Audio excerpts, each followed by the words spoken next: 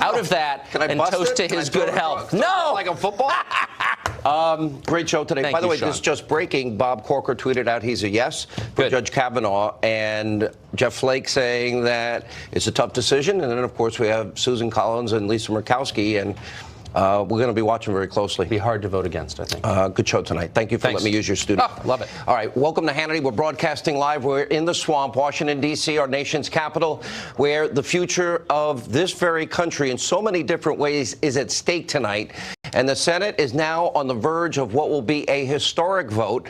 And for all of you good, honest, hardworking taxpayers that do all the hard work every day and raise your kids and love God, faith, family, and country, there's a lot under attack. We're going to break it all down for you. And you know what? Unable to stop this man's nomination based on merit for the past 2 weeks, we have now witnessed people in this country that are elected officials, Democrats, attempting to literally destroy the character, the career, the life of Judge Brett Kavanaugh. They have tried to utterly ruin what turns out to be a good man. No due process, no presumption of innocence, and literally no corroboration at all. And shamefully, they're using an almost 4 decades old sexual misconduct allegation as a political ploy. And they're demanding that a man with what is an impeccable 40-year track record prove his innocence from charges featuring, again, no corroboration, no location, no date, all because Brett Kavanaugh is appointed by Donald Trump and has a more conservative judicial philosophy. And Democrats now, by the way, as we speak, sadly, this is a sad night, criminalizing ideology. And if they successfully block this nomination, nobody is safe from these types of smears.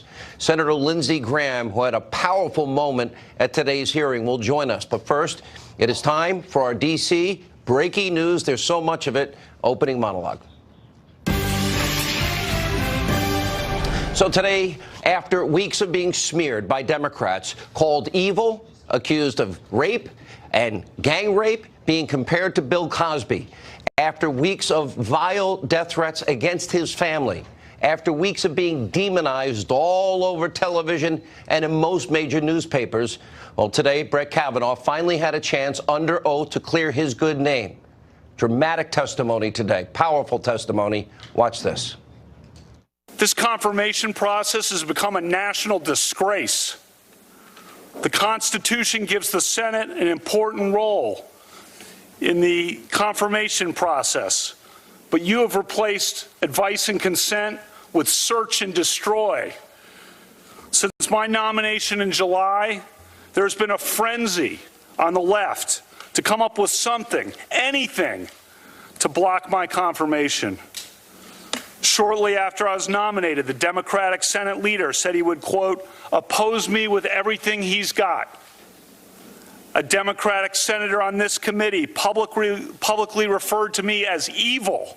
Given comments like those, is it any surprise that people have been willing to do anything to make any physical threat against my family, to send any violent email to my wife, to make any kind of allegation against me and against my friends, to blow me up and take me down? You sowed the wind. For decades to come, I fear that the whole country will reap the whirlwind. Judge Kavanaugh also had this to say about the process and his family and what they have been forced to endure, again, with zero corroboration, no presumption of innocence, no due process. Watch this. The behavior of several of the Democratic members of this committee at my hearing a few weeks ago was an embarrassment. But at least it was just a good old-fashioned attempt at borking. Those efforts didn't work. When I did at least okay enough at the hearings that it looked like I might actually get confirmed, a new tactic was needed. Some of you were lying in wait and had it ready. This first allegation was held in secret for weeks by a Democratic member of this committee and by staff. It would be needed only if you couldn't take me out on the merits. When it was needed, this allegation was unleashed and publicly deployed over Dr. Ford's wishes. This whole 2-week effort has been a calculated and orchestrated political hit, fueled with apparent pent-up anger about President Trump and the 2016 election, fear that has been unfairly stoked about my judicial record, revenge on behalf of the Clintons, and millions of dollars in money from outside left-wing opposition groups. This is a circus. The consequences will extend long past my nomination. The consequences will be with us for decades. And after those powerful remarks, Judge Kavanaugh addressed his accuser, Professor Christine Ford. Take a look at this emotional moment from earlier today. I have never done this to her or to anyone. That's not who I am. It is not who I was. I am innocent of this charge. I intend no ill will to Dr. Ford and her family. The other night, Ashley and my daughter Liza said their prayers, and little Liza, all of 10 years old,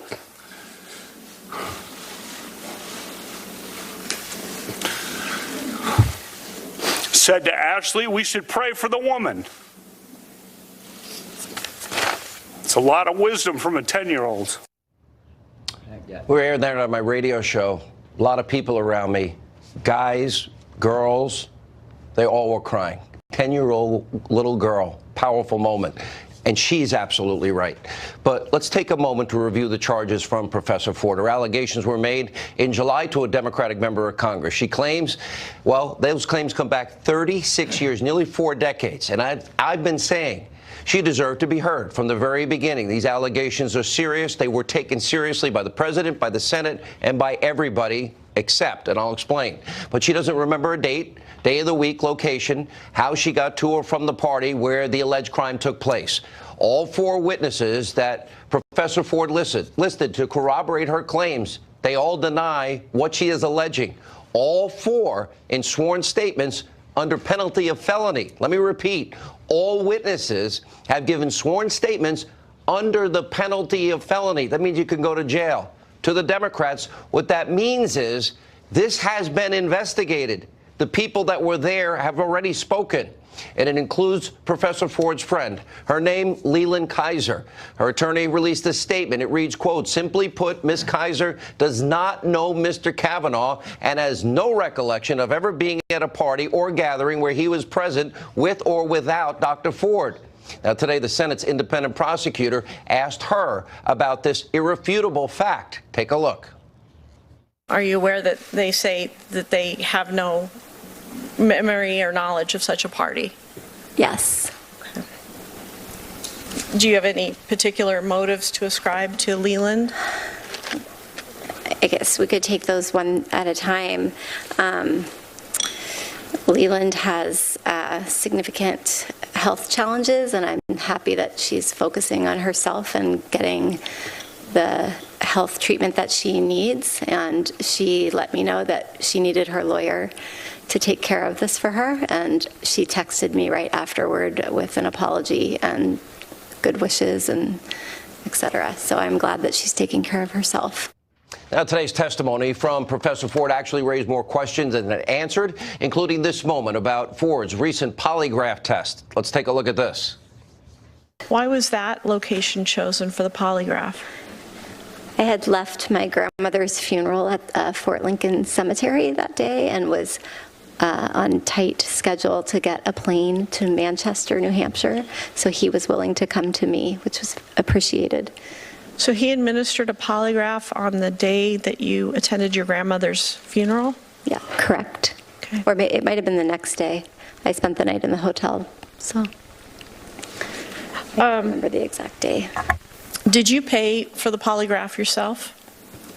I don't think so. Okay. Do you know who did pay for the polygraph? Not yet, no. I believe you said it hasn't been paid for yet. Is that correct? Let me put an end to this mystery. Her lawyers have paid for her polygraph. As is routine. As is routine.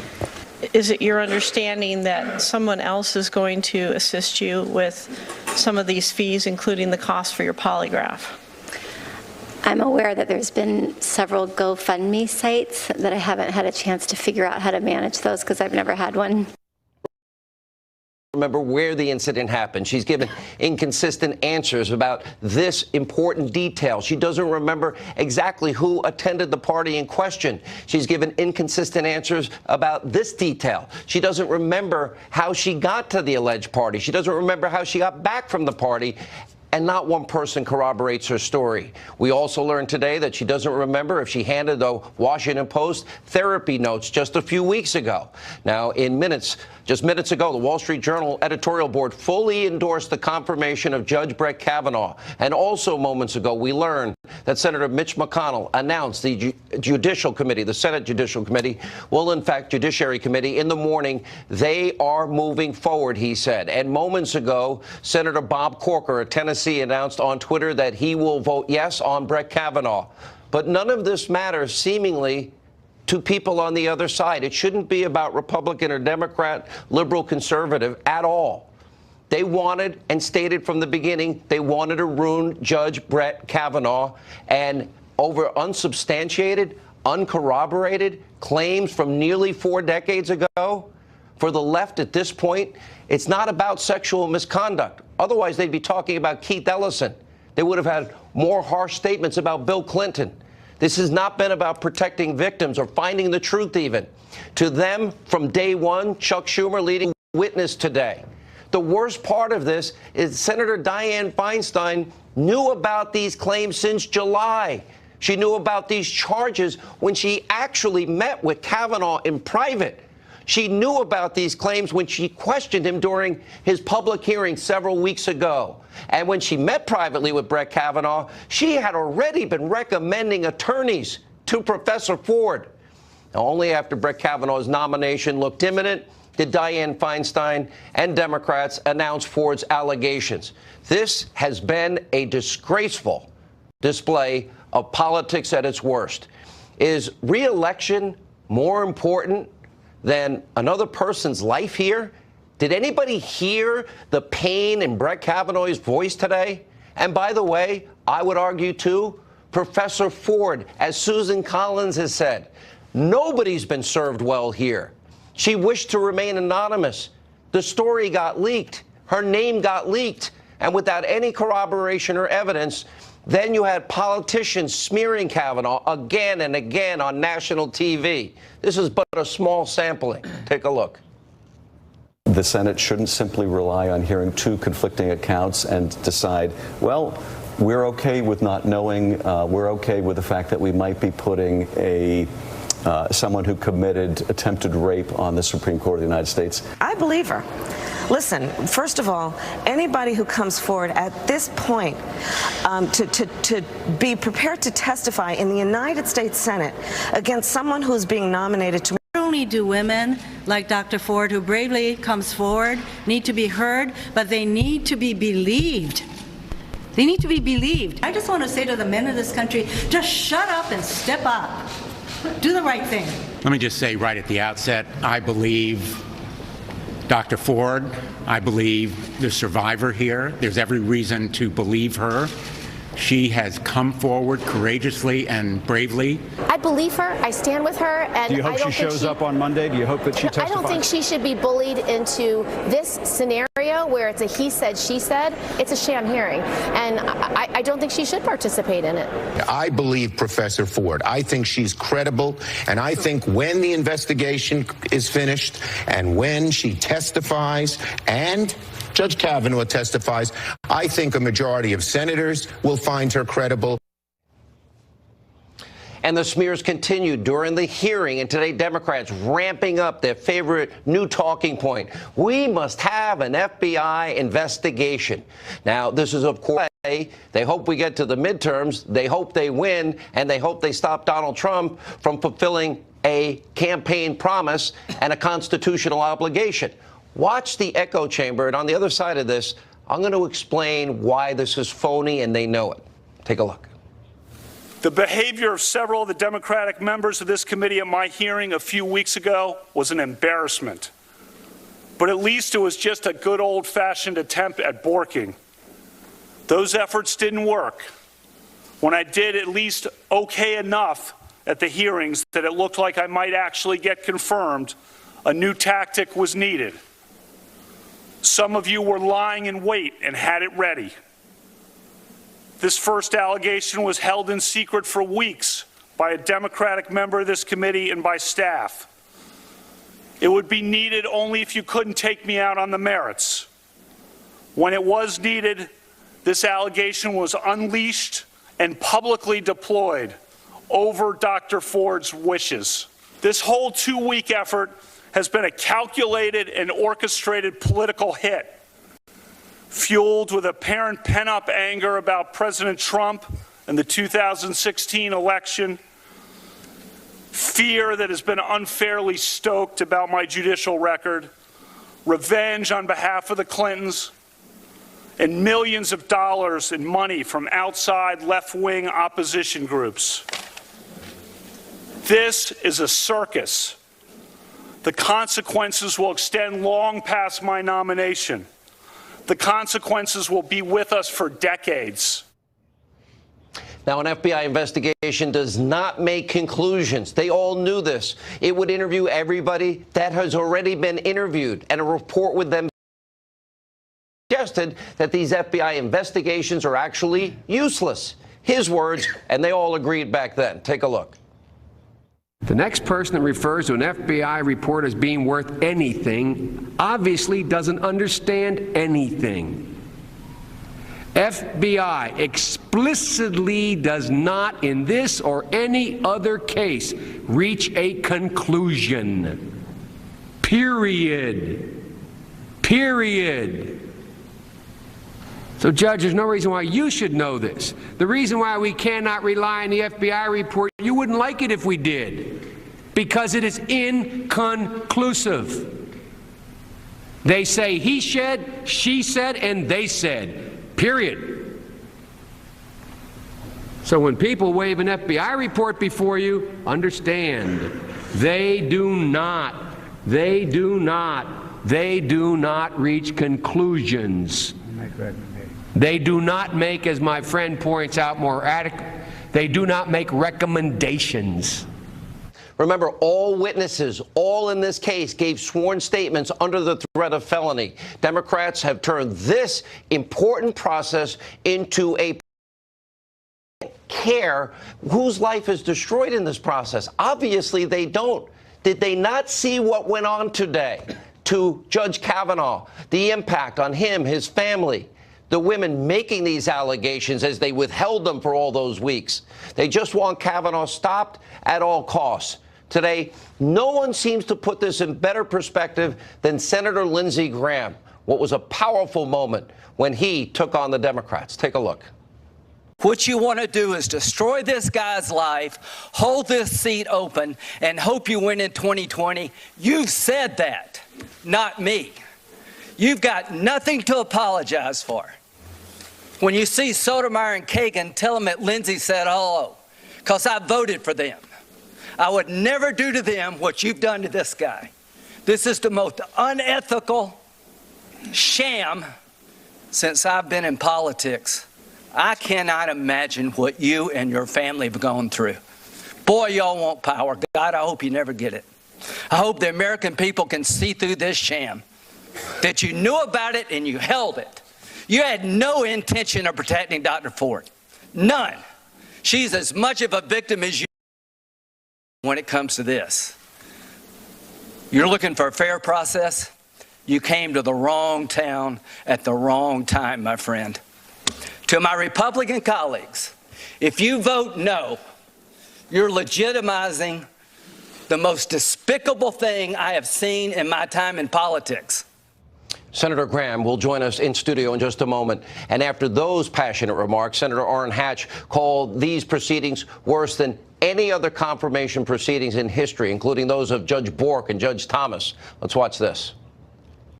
The circus atmosphere that has been created since my Democratic colleagues first leaked Dr. Ford's allegations to the media 2 weeks ago, after sitting on them for 6 weeks, I might add, has brought us the worst in our politics. It certainly has brought us no closer to the truth.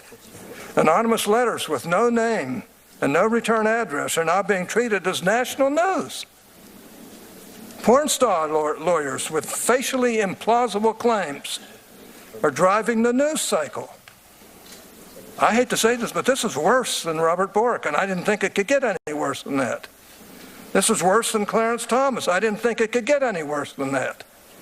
This is a national disgrace, the way you're being treated. This is sadly the Democratic playbook.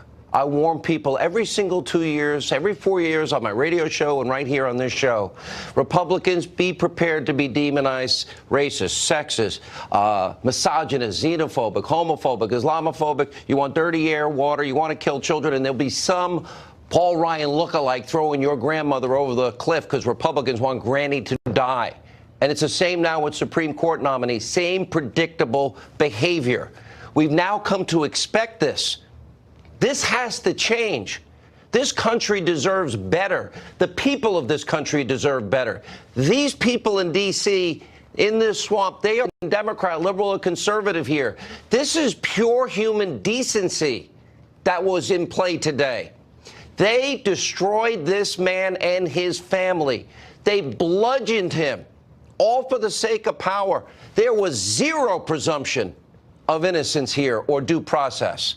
Now the Democratic Party, every 4 years, every time we have a nomination of the Supreme Court, we know what to expect. The party of slander, besmirchment, smears, character assassination, the party of no due process, no presumption of innocence, the party that runs the Cambridge police acted stupidly, Ferguson, Missouri, Baltimore, Maryland, Richard Jewell, Trayvon Martin. Is this the party that's going to decide the fate of this country? Because in 40 days, that same party wants you to go out and vote for them. Look at your screen. You see these Republican senators? These are the people who will decide the fate of the Kavanaugh nomination. Right there. Those are the people that will decide if we still have due process in this country, if these principles exist in this country, if we still have laws predicated on the Constitution. Let them know how to vote. Call them. Tell them what's at stake. Let them know what you felt today watching these hearings. And if you're in one of these states where Donald Trump won, West Virginia, Joe Manchin, North Dakota, Heidi Heitkamp, Indiana, Joe Donnelly, your Democratic senator's up for re-election. If they don't confirm Judge Kavanaugh and they go along with the smear campaign, if they go ahead and do that, are you going to vote for them? Now, there is a lot in the next few days, weeks, and months that we're going to decide, and we have a lot to get to in the course of this program tonight. I just want to say what we're looking at right here tonight, what you're looking at, you get to hold them accountable for their decisions. Never has a Supreme Court nomination been more important. This country is at a tipping point. Inalienable rights of Americans, they're going to continue, or we are going to never be able to go back. Our Constitution, all these core principles hang in the balance tonight. And we have one party that has thrown all of this to the wind and adopted smear, slander, personal politics of destruction. Unless good senators find a backbone and stick up for these core fundamental rights of every human being, like we've been talking about, due process, justice, law, order. Democrats take down Judge Kavanaugh, a man with an impeccable record of service, 40-year track record. They can take down anybody, any conservative, any politician, for any reason, on any allegation, with zero proof ever. The Senate cannot let this happen. They cannot reward this behavior. Joining us now, South Carolina Senator Lindsey Graham. Senator, good to see you. Thank you. Known you a long time. Yeah, 20 years. As it was happening, I was live on my radio show, and when I had my next break, I don't think you've ever had a more powerful moment in your career, and I've known you a long time. Thank you. Well, I just told the truth. This is not about finding the truth between Dr. Ford and Brett Kavanaugh. It's about delaying the hearing until get past the midterms, hope they pick up the Senate, and denying this seat to be filled by Donald Trump. And everything I believed I knew about Brett Kavanaugh, I am now more convinced than ever that he didn't do it. that he's the right guy to be on the court, that Ms. Ford has got a problem, and destroying Judge Kavanaugh's life won't fix her problem. And if we legitimize this, God help us all, because both sides can do this. To my friends on the other side, I would never have done this to one of your nominees. You should be ashamed. You voted for people that I know you did not share their judicial philosophy. Never picked. Used to be, if you're qualified, elections matter. Here's what the big picture is. Elections don't matter to them. They only matter when they win. Now, when we win, when Donald Trump wins, there are no rules. There are no boundaries. President Trump today, I hope you understand why he picked Brett Kavanaugh. Not only is he an incredibly qualified judge, an incredibly decent man, he and his wife are the parents of the year. If they're going to give an award for parenting, I'd give it to Ashley and Brett based on what his daughter said about who to pray for. So I'm honored to help him. If I helped him today, it's one of the highlights of my career. And to my Republican colleagues, it's not about power to me. It is about the process. It is about honoring elections. To my Democratic friends, Joe Manchin, I like him a lot. Joe, you can't figure this out. Trump won by 40 points. Do you really believe that Brett Kavanaugh is a serial rapist? Do you believe any of this garbage? You know, I'm sorry that Dr. Ford went through this. She shouldn't have had to go through it. But I am convinced beyond any shadow of a doubt that Brett Kavanaugh is not the man that they're trying to make him, and this is all political. So, Joe, I hope you'll step up. Heidi, I like you a lot. Joe Donnelly, great guy. Why can't you talk about whether or not we've met the burden here? If he had to prove he was innocent, he did it for me, but he doesn't have to. Let me ask you, Republicans met in conference tonight in the Senate. Bring us inside the meeting as much as you are able to share. It went well. I think everybody was blown away by Brett. Can you imagine doing what he did today? No. Your life has been ripped apart. You had a 32-hour hearing. You meet with every senator. They've known about this for weeks, and they spring it on you at the end. Then it goes to where Hannity comes out and says you're a serial rapist, you drug women. No, gang rape and boys lining the halls. And your whole life is just absolutely destroyed. I think Republicans today felt like Brett Kavanaugh not only met the test, passed the test, that this is political. And I will be brokenhearted if the Senate rejects this good man. Bob Corker said yes. Good for Bob. Jeff Flake off camera said this is a tough one. Well, I would just say, Jeff, it is tough, because I don't know what happened to Dr. Ford, but I've been a lawyer all my life. I used to do this stuff for a living. Jeff, you couldn't get a warrant. She can't tell you where it happened, when it happened. It's not he said, she said. It's time, and my God, he went through a calendar of 1982. This is the most squared away guy I've ever met in my life. I was just honored to be in his presence. Again, I've never seen anybody command a room like he did. I've never seen anybody more sincere, and I've never seen anybody more used and abused than Dr. Ford was by the Democrats. Let me ask you, it seems Jeff Flake, Susan Collins, Lisa Murkowski, and I've actually been quoting Susan Collins because she's the one that rightly pointed out from the beginning, this has been unfair to both sides here. And she's right. She's been right about that. Yeah. Well, what I would tell Susan is that if you're the way they say Brett is, you wouldn't have the life Brett has lived. You wouldn't have 65 women coming forward. You wouldn't have 6 FBI investigations that found nothing. You wouldn't be in this profile of a job. He's been in the highest levels of government, a target for 26 years. You find out about it after the hearing's over. They knew about it. They sat on it. There's no corroboration. And the Hannity thing tells you all they need to know about where they're headed with him. If we delay this, there'll be more coming, and he doesn't deserve it. It is time to vote. The Senate Judiciary Committee will meet tomorrow morning to walk us through the process. The full Senate will vote, we expect, what, Tuesday? Yeah, we will vote tomorrow in committee. I will go through why I believe he's qualified and capable. I will tell you without any hesitation what I think's happened here in the confirmation process. If this is the new norm, God help us all, I think he will get reported out of committee along a party line vote. I hope Jeff can get there. I would just stress again that this man has led an incredible life. Everything they're saying about him is made up. and it comes out of the left field and it's not corroborated, please don't take away everything he's done. He's the #1 in his class ever since he's done anything. And I think we're going to get him confirmed. And if we go to the floor of the Senate, we're going to pick up some Democrats. Let me tell you this. If you live in these Trump states and you can't figure this out, good luck to you. Let me ask you one last question. As you look at the emotion of today and all that happened, I have my best friend from 3rd grade. His name is John Gomez. Yeah. And John called me yesterday. He goes, Hannity, he goes, you always say every 2-4 years. Yeah. He goes, I think I understand it a little more now why you always do it. Because when you say these horrible things, and now we've gotten used to it, we expect it. It's like my father was killed all over again. Elect Republicans and black churches will burn, or crosses are going to burn. Or Republicans don't want to count African Americans in the census, Al Gore said. This has to stop, Senator. Well, those are political arguments that we can handle, and people obviously don't buy it. Though, isn't it? This is destroying somebody. Yeah.